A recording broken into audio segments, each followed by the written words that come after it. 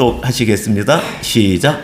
믿음의 주여 또 온전하게 하시는 이인 예수를 바라보자. 그는 그 앞에 있는 기쁨을 위하여 십자가를 참으사 부끄러움을 개의치 아니하시더니 하나님의 보좌 우편에 앉으셨느니라.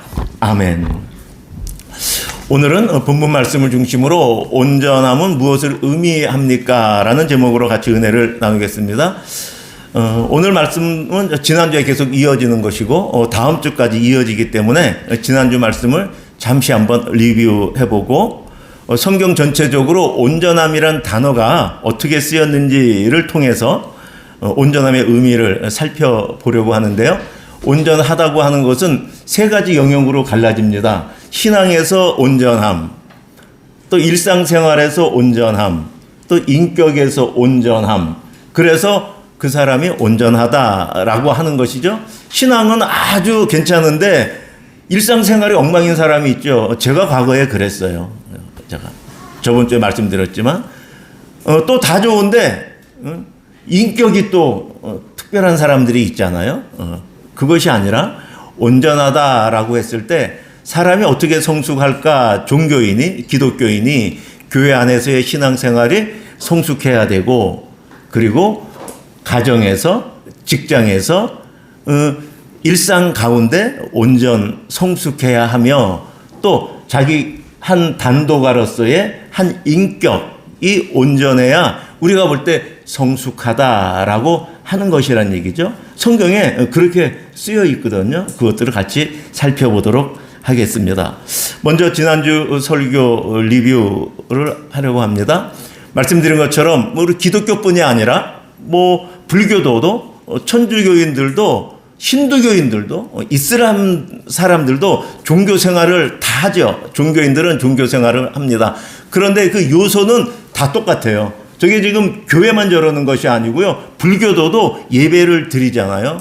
그리고 그 의식을 참여합니다. 거기도 법회가 있어가지고 또 별도의 시간에 자기의 교리를 공부하죠. 저희도 보통 오후 예배 시간에 중점적으로 설교라는 형태보다 공부의 형태를 많이 띠고 있고, 또 어떤 교회들은 수요일 날 그렇게 하는 경우도 있고, 교회 형편에 따라서 교리 공부하는 부분이 있습니다. 그런가 하면 한국교회 대표적이죠. 기도회가 있죠. 그렇죠? 불교도 기도회가 있어요. 명상도 있고요. 그렇죠? 그리고 우리 목장 모임이나 그 전에 이제 구역 예배처럼 공동체 활동을 하죠. 믿지 않는 사람들은 믿는 사람들에게, 종교가 없는 사람들은 종교인들에게 도덕적으로 너 기독교 교회 다닌다면서 하면서 윤리나 도덕적으로 우리에게 많은 높은 잣대를 요구하죠. 그런가 하면 이런 신앙생활을 하고 있는데 그 사람이 일상의 삶에서 어떠한 삶을 살고 있나 이제 볼 필요가 있죠. 그렇죠? 이것은 근데 믿지 않는 사람도 종교인이 아닌 사람도 자기의 삶을 살아가잖아요. 그러니까 대비가 돼요. 종교인하고 종교를 갖고 있지 않는 사람하고. 우리 기독교인을 기준으로 볼 때 우리의 삶의 목적, 삶의 의미는 누가 부여하죠? 내가 만들어내나요? 그렇지 않죠. 성경에 하나님이 말씀하시는 것이 우리의 삶의 목적, 의미가 되는 것이죠. 그런데 비종교인은 어떤 것이 삶의 목적일까요? 자기의 경험이죠. 경험을 통해서 자기가 만들어낸 가치를 자기는 목적으로 살아갑니다. 그것이 종교인하고 비종교인의 어마어마한 차이를 일으키고 있죠. 고난을 당해도 그래요. 안 믿는 사람들, 종교가 없는 사람들은 어려운 일을 당하면 그건 해결해야지. 해결해야 될 문제예요.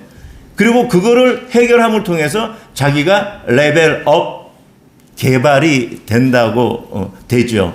그러나 우리는 어려운 고난을 당할 때에 이것이 나의 잘못이라고도 또 인식을 하면서 하나님이 나에게 주신 고난이니 이 고난을 잘 인내하고 견뎌야 되겠다. 이 고난 끝에 하나님이 좋은 것을 주시기로 예비되어 있지라는 마음으로 우리는 어려운 고난을 지나갑니다. 공동체 의존은 더 대표적이죠. 교회 공동체를 떠나서 우리가 무엇을 할 수 있겠어요? 교회는 다 소그룹, 주일학교, 목장 그렇게 공동체 생활을 하죠. 근데 비종교인들은 공동체가 없어요. 사실은 직장 외에. 있다 그러면 요즘에는 활발하게 하죠. 동호회. 그렇죠? 등산 얼마나 자주 갑니까? 주일날 이렇게 토요일날 이렇게 보면 뭐 관광버스들이 뭐 어마어마하잖아요. 그게 다 아무도 모르는 사람들인데 어느 장소로 모여요. 그러면 또 회비 얼마 내고 그럼 각자 타고 그럼 같이 그냥 가는 거예요. 그런 동호회. 또 뭐 자전거를 탄다든지 뭐 낚시를 한다든지 뭐 자기가 뭐 운동 좋아하는 사람은 운동. 그걸 통해서 그 뒷시간까지 연결되는 그런 공동체를 가지고 있죠. 그러니까 교회가 갖고 있는 공동체하고는 완전히 다른 성격의 공동체를 가지고 있어요. 그런가 하면 윤리의 근거도 우리는 하나님의 말씀이 윤리의 근거죠. 그러나 종교를 갖고 있지 않는 사람들은 그냥 헌법 안에 있는 사회의 규범 안에서 자기의 가치 판단이 윤리의 기준입니다. 만약에 동성애가 법적으로 허용된다 그러면 비종교인들은 동성애 허용되네 그러고 자기 안에서 판단을 해요. 그 다음에 그 싫은 사람은 그냥 법이 바뀌었어도 나는 근데 별로야 그러고 윤리적으로 판단하지만 많은 사람은 사회 법이 오케이네 그럼 뭐 오케이지. 사실 제가 팬직의 본부장으로 있으면서 벌써 한 10년 됐죠. 정말 물어봤어요. 그때도 한참 그 이슈가 됐거든요. 전 너무 충격적이었어요. 당연하다는 거예요. 괜찮다는 거예요. 정말 10년 전에 정말 깜짝 놀랐는데. 근데 그렇게 대화하고 같이 있어 보면 그 사람이 전혀 그런 사람이 아닌데도 그런데도 아니 사회가 다 인정하면 뭐 괜찮은 거죠 라고 말하더라고요. 윤리 근거가 완전히 다르죠. 궁극적인 목표도 그렇죠. 비종교인들은 행복, 그렇죠? 편한 것, 그런 것들이 자기의 어떤 그 목표를 달성하는 것이 궁극적인 목표인 반면에 우리 기독교인들은 그렇지가 않죠. 우리는 구원이 최종적인 목표고 또 예수 그리스도를 닮아가는 것이 저와 여러분의 최종적인 목표가 되겠죠. 이렇게 우리는 지난주에 종교 생활의 요소 또 종교인과 비종교인의 삶의 특징을 살펴본 다음에 제가 이런 질문을 제기했죠.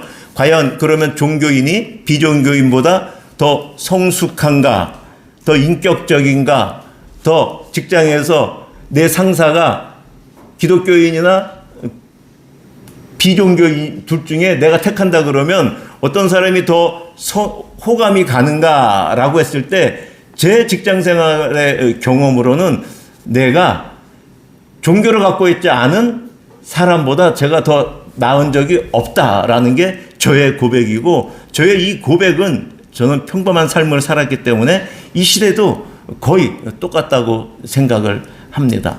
결국은 우리는 종교 생활을 하고 또 삶의 특징을 하나님의 말씀에 따라서 하고 있음에도 불구하고 한다고 함에도 불구하고 객관적으로 남이 볼 때 신앙을 빼고 나면은 종교인이나 기독교인이나 똑같지 않는가라는 게 저의 질문이죠. 물론 기독교인 중에 성숙한 사람들이 있어요. 그런데 바리새인과 서기관 같은 사람들이 있는 것이죠. 예수님께서는 그들을 위선의 대명사로 꼽았죠. 아까 저기 밖에서 사회에서 또 주위에서 아니 윤리적인 수준을 높게 요구하잖아요. 특히 목사들한테 얼마나 높게 요구하겠어요? 장로들한테 얼마나 높게 요구하겠어요? 그러니 그 앞에서 자기의 실력은 안 되니 무엇으로 감당해요? 위선과 외식으로 감당을 하는 거죠. 근데 사실은 이게 참 잘못됐다고 할 수가 없어요. 시작하는 그 동기는 너무 아름답죠. 내가 장로인데 내가 목사인데 내가 이러니 성도들의 덕이 안 된다라고 생각하고 그렇게 하는데 그것이 시작은 그런데 한 해 두 해가 되면서 그것이 고착화된 게 결국 바리새인하고 서기관들 아니겠어요? 예수님께서 외식하는 자들아 그 얼마나 꾸짖으셨습니까?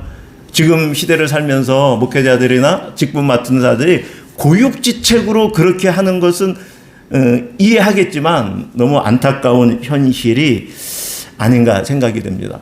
제가 히브리서 12장 2절을 보게 되면서 그 원인이 어디 있을까 생각을 해보면 그 원인을 내 인격의 성숙, 내가 어떻게 사람됨으로 좀 괜찮은 거를 어떻게 하려고 했냐 하면 제 경험입니다.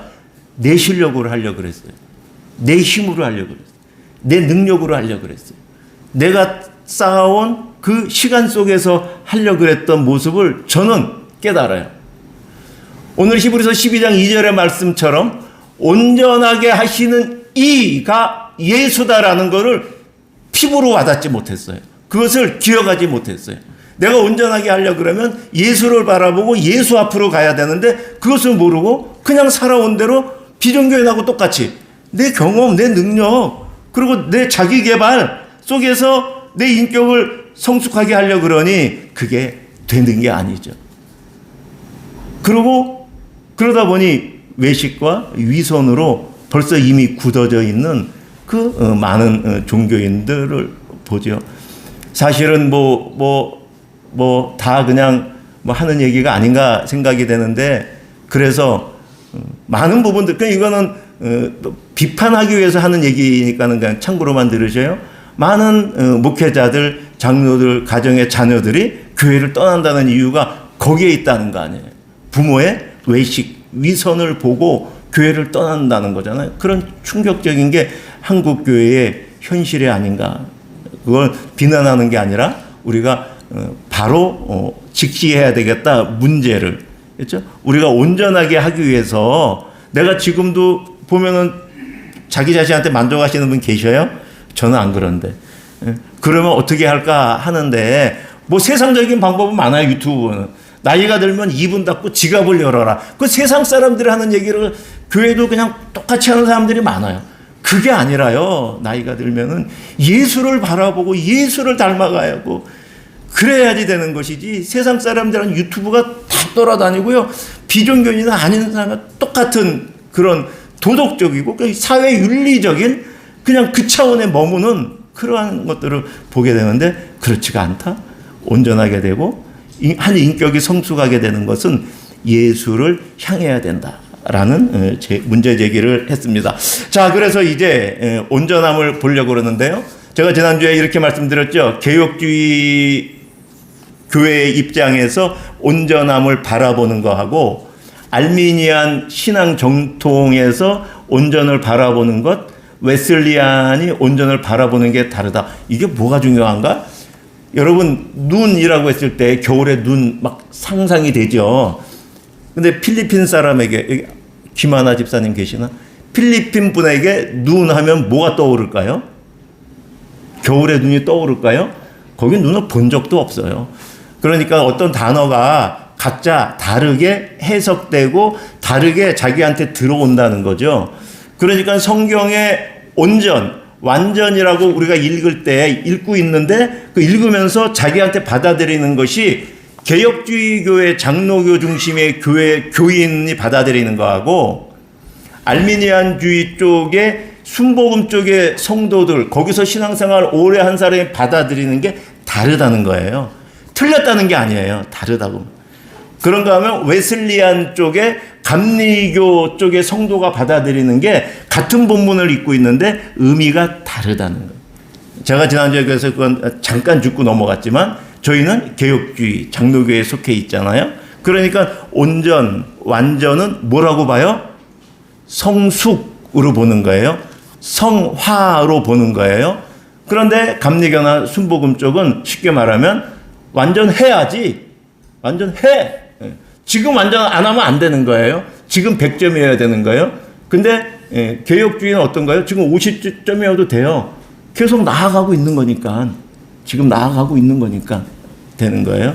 그런 차이가 있는 거예요. 근데 지금 온전, 완전은 성숙이라는 큰 의미다라는 개념하에서, 자, 이제 그럼 온전이 조금 더 세부적으로 이제 어떻게 들어가는가 같이 살펴보도록 하겠습니다. 개혁개정을 기준으로요, 온전, 완전이라는 단어가 한 200번 나와요. 200번.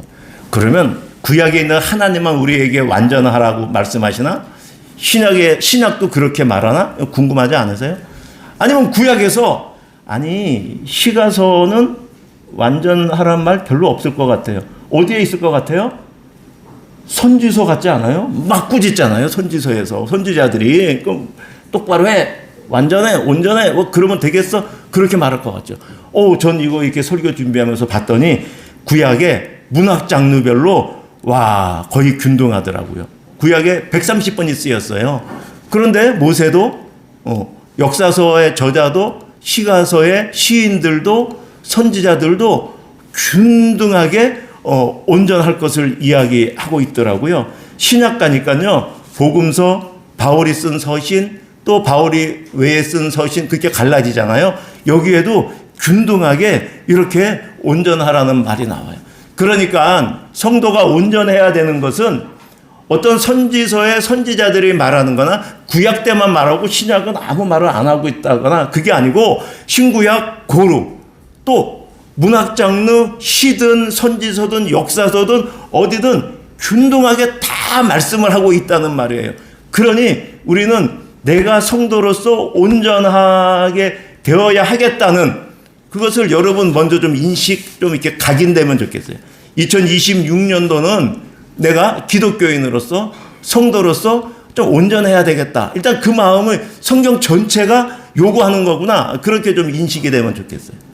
자, 그러면 이제 온전을 어떻게 하는 거고 뭐 어느 영역에서 어떻게 하는 게 온전인가를 살펴볼 건데 앞에서 말씀드린 대로 세 영역으로 구분해서 보려고 그래요. 이 200번이 쓰여진 데를 다 살펴보면요. 누구에게 온전해야 되는지, 어떻게 온전해야 되는지, 어디에서 온전해야 되는지 이 209절을 다 이렇게 문맥을 살펴보면 다 나와요. 그런데 제가 쭉 살펴보니까 온전을 세 군데에서 두드러지게 말하고 있다는 거예요. 더 잔잔한 것들은 여기서 다 거론하기 힘들잖아요. 그 세 영역이 어디냐면 신앙적인 측면에서 온전하라 라고 말씀하고 있다는 거예요. 그리고 어디요? 일상의 삶에서 온전해야지 라고 말. 그리고 하나님 앞에서 단독아로서 너 개인이 인격적으로 온전해야지 그렇게 말씀하고 있다는 거죠. 그런데 그러면 온전을 내 마음대로 해석하면 안 되고 성경이 말하는 신앙에서 온전함은 뭔지 성경 말씀을 통해서 봐야 되는 거죠. 그렇죠? 내 상식, 내 경험으로 그냥 교회에서 온전 그러니까 내가 생각하고 온전 그러니까 비종교인하고 종교인하고 똑같은 거예요. 내 사회 경험 공부했던 거 상태 가지고 성경 말씀을 생각하는 거예요. 성경이 말하는 걸 찾지 않고. 근데 우리는 성경을 보고 성경에서 지금 뭘 어떻게 말하고 있는지 보고 그것이 신앙에서 온전이다라고 깨달을 필요가 있다는 거죠. 본문이 다소 길죠. 그래도 읽는 게 도움이 되더라고요. 한 절씩 교독하겠습니다. 내 하나님 여호와께서 내게 주시는 땅에 들어가거든 너는 그 민족들의 가증한 행위를 본받지 말 것이니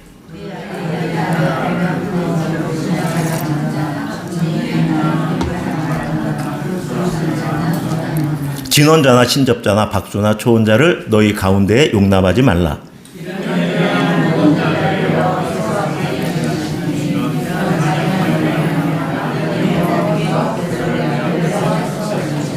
너는 내 하나님 여호와 앞에서 완전하라.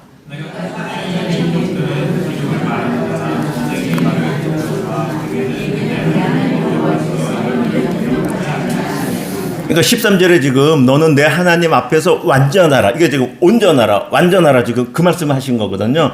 그러니까 전체 문맥이 뭐예요? 지금 신앙이잖아요. 그렇죠? 여호와를 믿는 그 신앙에서 완전하라고 했잖아요. 근데 완전하라는 그 내용을 쭉 보면 어떤 거였어요? 너무 쉽잖아요. 제일 9절에 너는 그 민족들의 가증한 행위를 본받지 말라. 우리 잘 알잖아요. 이방 민족이잖아요. 가나안 땅에 있고 그 가나안의 그 이방 민족들의 가치, 그들의 문화, 그들의 생활 방식 그것을 본받지 않는 것이 온전한 신앙생활이라는 거죠. 또한 자기뿐이 아니라 어떻게 해요? 공동체 안에서도 14절 보면 내 하나님 여호와께서 이런 일을 용납하지 않는다. 나뿐이 아니라 우리 공동체 안에서 이스라엘 안에서 교회 안에서 그렇죠? 그 말씀하시는. 그러니까는 이방 문화 가치를 따라가지 않는 것. 이걸 다시 한번 요약하면 이거 같아요. 하나님만 바라보는 순수한 신앙이에요. 그 당시에 뭐 이건 바알이 더 잘하는 것 같은데 막 그런 생각이 혹 있을 수가 있거든요. 그런데 그것이 아니라 하나님만 바라보는 순수한 신앙이 신앙의 온전함이다.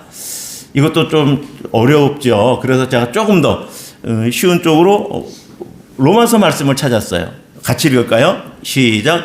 너희는 이 세대를 본받지 말고. 구약에 그 말씀이 한 1000년 지나서 바울이 말하는 거예요. 이 세대를 본받지 말고. 아까 이방의 문화와 가치, 그것을 말하는 거죠. 이 세대를 본받지 마라. 같은 문맥이에요. 지금 바울이 말하는 건 이 시대의 가치, 이 시대의 세계관, 이 시대의 문화, 그거 따라가지 말라는 거죠. 요즘에 어떤 게 문화죠? 젊은 사람들에게? 모르겠어요. 교회 성경에는 전혀 안 나오는 것 같은데 막 뭐 타투 같은 거 하고 그리고 뭐가 재미로 가지 그냥 뭐 점찍 같은 거 그냥 뭐 곳곳에 막 있는 것 같아요. 그냥 재미로 성경에서 뭐라 그래요? 그거 성경에서 말씀하는 게 아니거든. 그 문화예요. 지금 시대에 문화라고 얘기해요. 따라가지 마라. 지금 말하는 거죠. 그렇죠? 자, 이것은 방어예요. 아니, 축구하는데 방어만 해갖고 수비만 해갖고 이길 수 있나요? 공격해야지. 바울 사도가 계속 이어서 말씀합니다. 시작. 오직 마음을 새롭게 함으로 변화를 받아 하나님의 선하시고 기뻐하시고 온전하신 뜻이 무엇인지 분별하도록 하라. 그러니까 공격은 뭐예요? 어떻게 하는 게 하나님만 바라보는 순수한 신앙인 거예요? 선하고 기뻐하시고 하나님의 뜻을 분별해야 되는 거예요. 이것도 하나님의 뜻을 또 무엇인지 분별하는 게 또 어렵죠. 그런데 저는 어렵게 가고 싶지가 않아요. 우리가 지난주에 말씀드린 거, 제가 좀 아까 전주에 말씀드린 리뷰라고 했던 신앙 요소, 종교 행위를 저는 하나님의 뜻이라고 봐요. 그런데 그러면 불교도하고 똑같네, 캐톨릭하고 똑같네. 그런데 저는 그 신앙의 요소들을 행함에 있어서 살아계신 하나님, 지금도 내 마음을 감찰하시는 하나님, 내가 생각하지 않은 내 생각을 알고 계시는 하나님, 내 머리털까지도 세고 계시는 하나님 앞에서 나와 예배를 드리고 찬송을 부르고 기도하고 지금 앉아 있는 것, 그것이 하나님만 바라보는 순수한 신앙이다. 우리가 하지 말아야 될 것은 세상을 안 따라가는 건데 그것만큼 부족하다. 그럼 해야 될 것이 무엇이냐? 어떤 종교도 있는 신앙의 요소들을 행하는 거, 그것이다. 그거. 그런데 그걸 어떻게 하는 것인가? 라고 했을 때 하나님을 발 취급하지 말고 하나님을 우상 취급하지 말고 귀가 없고 눈이 없고 보지 못하는 그러한 우상 취급하지 말고 하나님을 살아계신 하나님을 인정하여 그 하나님이 너의 마음까지 헤아리시는데 그 하나님 앞에서 예배드리고 신앙의 행위를 하는 것, 저는 그것이 신앙생활의 온전함이라고 봅니다. 그러니까 신앙생활의 온전함은 한번 수능시험처럼 1등급 획득해갖고 끝나는 게 아니라 매일매일 예배에서 매 순간순간 하나님 앞에 나아올 때 나의 마음을 하나님 앞에 가다듬고 하나님 앞에 경배하고 찬양하는 것, 그것이 신앙의 온전함입니다. 여러분도 가만히 이렇게 생각해 보세요. 정말 주일날 나와서 일상은 서로 잘 모르잖아. 그렇죠? 어떤지 모르니까. 근데 어떤 분이 정말 이렇게 참 본받고 싶으세요. 그냥 정말 살아계신 하나님 앞에서 나와서 지금 기도하고 있고 말씀을 들을 준비하고 있고 그 모습 아닐까요? 그렇죠? 그 성숙한 모습이잖아요. 그것이 신앙에서 성숙이다. 자, 그 다음에 이제 두 번째는 신앙의 성숙으로 부족하죠. 온전함을 성경에서 또 일상생활에서 온전함을 이야기하고 있어요. 대표적으로 욥기 말씀입니다. 우리 1장 1절 같이 읽을까요? 시작. 우스 땅에 욥이라 불리는 사람이 있었는데 그 사람은 온전하고 정직하여 하나님을 경외하며 악에서 떠난 자더라. 이거 누가 쓴 거죠? 욥은 온전하고 정직하다, 하나님을 경외하며 악에서 떠난, 욥기 기자가 쓴 거예요. 그렇죠? 욥기 기자가 어떻게 알고 있었는지. 근데 여러분 잘 보세요. 욥이 지금 온전하다라고 했을 때, 하나님을 경외하고 악에서 떠났다 했을 때 이건 신앙생활이 아닌 것 같잖아요. 뉘앙스가. 이건 욥의 일상 삶이 지금 온전하다라고 말하는 거잖아요. 그래서 지금 아까 200개 구절을 신앙적인 온전함을 말하는 게 있고 또 일상의 온전함을 말하는 게 있다고 말씀드리는 거예요. 그리고 이 부분은 일상에 지금 온전함이라는 거죠. 그런데 이 저자가 쓴 말을 하나님이 똑같이 하시네. 같이 읽을까요? 시작. 여호와께서 사탄에게 이르시되 네가 내 종 욥을 주의하여 보았느냐? 그와 같이 온전하고 정직하여 하나님을 경외하며 악에서 떠난 자는 세상에 없느니라. 그러니까 여기선 온전한 게 뭐예요? 정직한 거예요. 일상생활에서 정직한 것이 온전한 삶. 여러분 사회생활하면서 누구 만났을 때 정직한 사람 만나잖아. 근데 속이 막 이렇게 안 보이는 사람이 있잖아요. 곤모술수에 능한 사람이 있잖아요. 그렇죠? 그런 사람 여러분 눈에 한두 번 만나고 대화해보면 나오잖아요. 여러분 정직한 사람한테 선호감이 가지 않아요? 아, 정직하다. 그래, 그렇구나. 그렇게 판단되잖아요. 근데 지금 여기서 뭐라는 거예요? 온전하고 정직하여. 그러니까 이 일상에서 온전한 건 정직한 거예요. 그런데 또 지금 부연 설명하고 있는데 온전한 게 정직한 건데 그건 뭐냐? 하나님을 경외하고 악에서 떠난 거라. 그게 욥기의 저자만 말하는 게 아니고 하나님이 지금 사탄에게 말하고 있잖아요. 욥처럼 온전하고 정직해. 그런데 그게 뭔가 봤더니 하나님을 경외하고 악에서 떠난 자는 없어. 그러니까 일상생활에서 온전한 거, 성숙한 사람은 어떤 사람이에요? 하나님을 경외하는데 우리가 봤을 때 악한 일을 안 하는 사람, 악에서 떠난 사람, 불의한 일을 안 하는 사람. 여러분 여러분이 그 사람들 보면 괜찮은 사람이다 다 느끼고 있는가요 지금? 성경이 이렇게 미리 다 정리를 해놓은 거죠. 하나님 말씀으로. 자, 그런데 악에서 떠난 사람 하면 여러분 시편 1편 1절이 기억나지 않습니까? 시편 1편 1절. 어떻게 되죠? 복 있는 사람은 악인들의 꾀를 따르지 아니하며, 그쵸? 죄인들의 길에 서지 아니하고 오만한 자들의 자리에 앉지 아니. 근데 앞에 지금 복 있는 사람은 어떤 사람이에요? 악인들의 꾀를 따르자. 지금 근데 뭐라 그러는 거예요? 지금 일상의 삶에서 성숙한 사람은 정직한 사람인데 그 사람을 다시 보니까는 악한 행동을 하지 않아. 그런데 그걸 다시 시편 저자는 복 있는 사람이야. 그러니까 정직한 사람. 온전한 사람은 일상생활에서 온전한 사람은 정직한 사람인데 정직한 사람은 악을 떠난 사람인데 시편 저자는 그 사람 복 있는 사람이지라고 말하는 거예요 지금. 그렇게 말합니다. 그래서 이렇게 보면은 이게 지금 시편 저자가 말했는데 예수님이 마태복음 5장에서 또 복 있는 사람을 말해요. 복 있다. 누가? 심령이 가난한 자가. 누가? 애통하는 자가. 누가? 온유하는 자가 복이 있다. 그러니까 일상생활에서 온전하고 성숙한 사람은 어떤 사람인가? 예수님 말씀에 의하면 심령이 가난하고 애통하며 온유한 자가 일상생활에서 성숙하고 온전한 거야. 이게 무슨 말이지? 연관이 안 되죠? 심령이 가난한 거하고 애통한 거하고 온유한 거하고 그 사람이 일상생활에서 성숙한 거하고 상관이 없어 보이잖아요. 여러분 근데 이 산상수훈의 팔복의 말씀 왜 심령이 가난해졌죠? 왜 애통하고 있죠?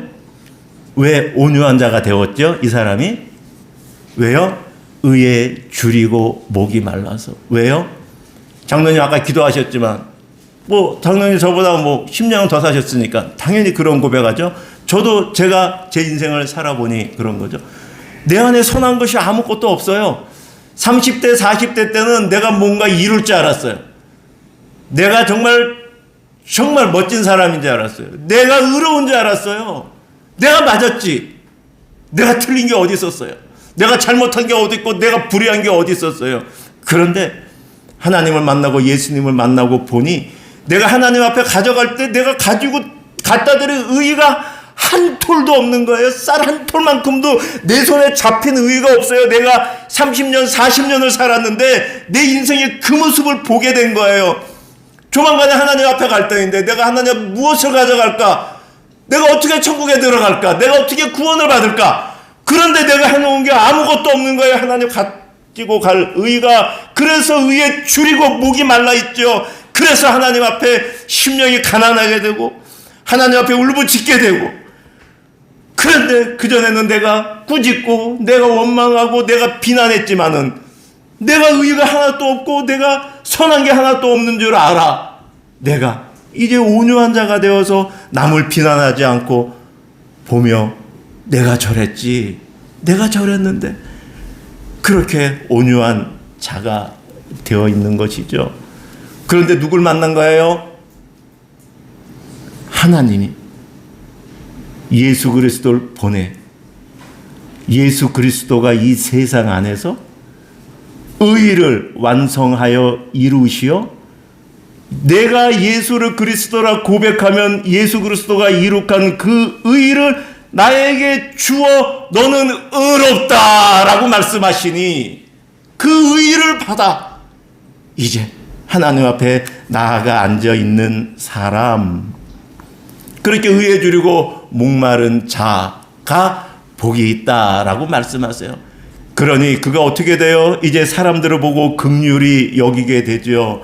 그리고 이제 오로지 일편단심 하나님만 섬깁니다. 마음이 청결한 거, 깨끗한 거보다 하나님만 향한 그 순수한 마음이라고 보시면 돼요. 그러니 하나님만 따라가며 이제 하나님을 모르는 자들에게 하나님을 전하여 하나님과 믿지 않는 자가 화평하게 하는 그러한 자가 복이 있다. 그런데 그 복음 전하는 게 만만한가요? 이 의를 위하여, 예수 그리스도를 위하여, 하나님의 복음을 위하여 박해를 받는다는 것이죠. 그러한 삶을 사는 사람을 지금 복이 있다라고 말하는 거예요. 다시요. 일상의 삶에서 온전한 사람은 어떠한 사람인가? 정직한 사람인데 그 사람은 악에서 떠난 사람이야. 악에서 떠난 사람은 복 있는 사람인데 복 있는 사람이 어떤가?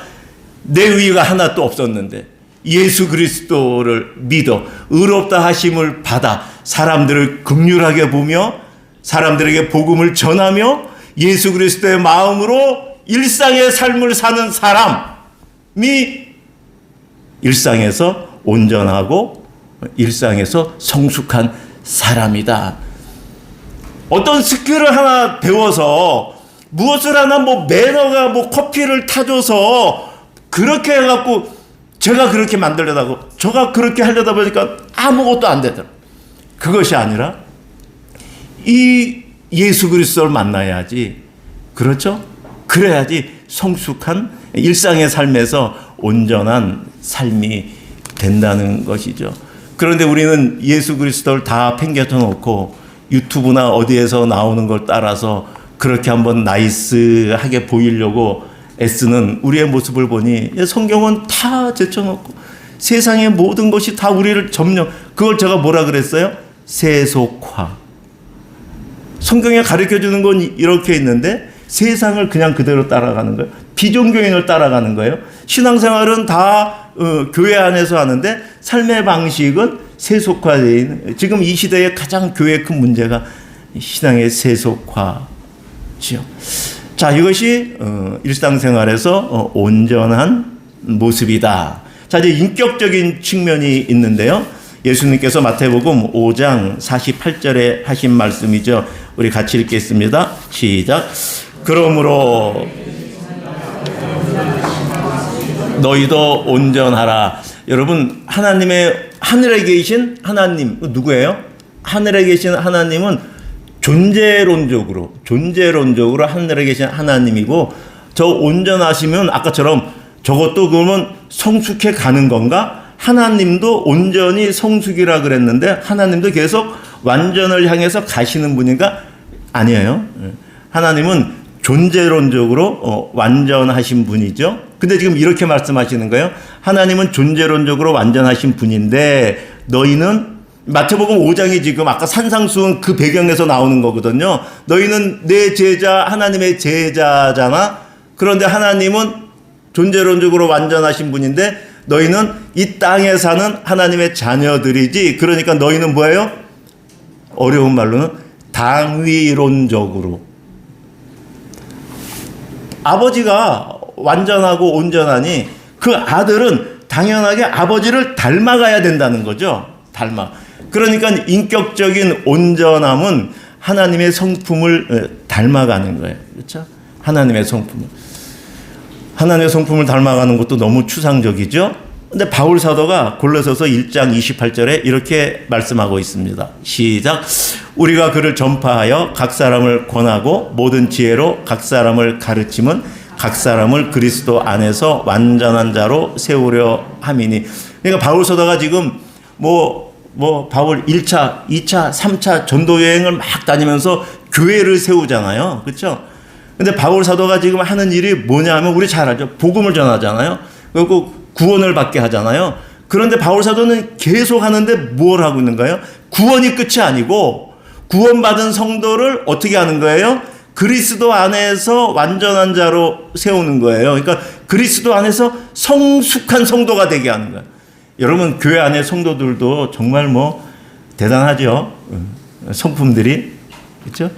당연해요. 신앙생활 처음 하고 10년 되고 20년 되고 30년 되고 또 30년 됐어도 예수 그리스도를 진정으로 만나지 못하면 이제 예수 그리스도 만나서 1년 된 사람보다 성품적인 측면에서는 더 성숙하지 못하죠.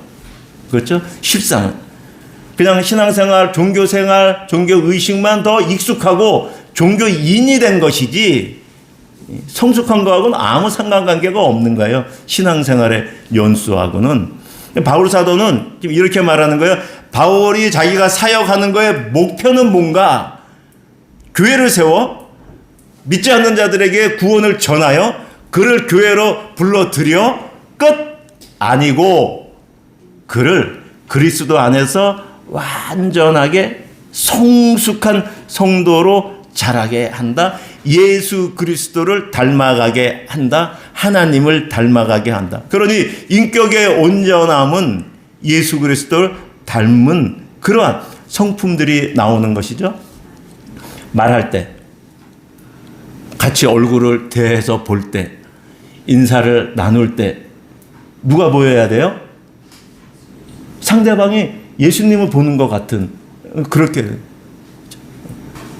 누구도 안 되죠. 근데 말씀드린 것처럼 우리는 그렇게 닮아가려고 애쓰는 그래야 된다는 것이죠. 이것도 약간 추상적인가요? 갈라디아 5장에서 바울이 더 명확하게 말씀하고 있어요. 같이 읽겠습니다. 시작. 오직 성령의 열매는 사랑과 희락과 화평과 오래 참음과 자비와 양성과 충성과 온유와 절제니 이 같은 것을 금지할 법이 없느니라. 그러니까 결국은 예수 그리스도를 구주로 시인하게 하는 분이 누구예요? 성령님이시죠. 내 실력이 아니잖아요. 내 지혜로 암기해서 한 게 아니잖아요. 성령 하나님이 예수가 하나님이 보내신 그리스도다라고 고백하게 하죠. 어디에서요? 우리 안에서. 그렇죠? 우리 안에 계시는 분은 지금 성령 하나님이셔요. 예수님은 어디 계세요? 하나님 보좌 우편에 계셔요. 그러면 성령의 열매는 누가 맺게 해요? 예수님의 가르침, 하나님의 말씀을 통해 성령 하나님이 내 안에서 성령의 열매를 맺죠. 그러니까 인격의 온전함, 성숙함은 내 안에서 성령의 열매가 맺혀지죠. 사랑이, 희락이, 화평이, 오래 참음이, 자비가, 양선이, 온유, 충성이. 근데 이게 잘하는 거죠. 계속. 그렇죠? 이게 잘하는. 그 잘하는 모습이 내가 느낄 수 있어야 돼. 그리고 내 1년 1년의 목표가 내 성령의 열매가 내가 작년보다 얼마나 자랐을까 한번 체크해봐도 좋을 것 같아요. 9가지가 얼마나 자랐을까 작년보다 자기 스스로가 1년을 딱 돌아볼 때. 그리고 연초에 우리의 목표가 인격적인 성숙인데 막연한 추상적인 그 단어를 넘어서 예수 그리스도를 닮는 것인데 성령의 열매 이 9가지가 내가 자란 12월 달에 내가 한번 돌아봐서 이걸 한번 측정해 봐야 되겠다. 이것이 나의 2026년도에 목표가 돼도 참 좋을 것 같습니다.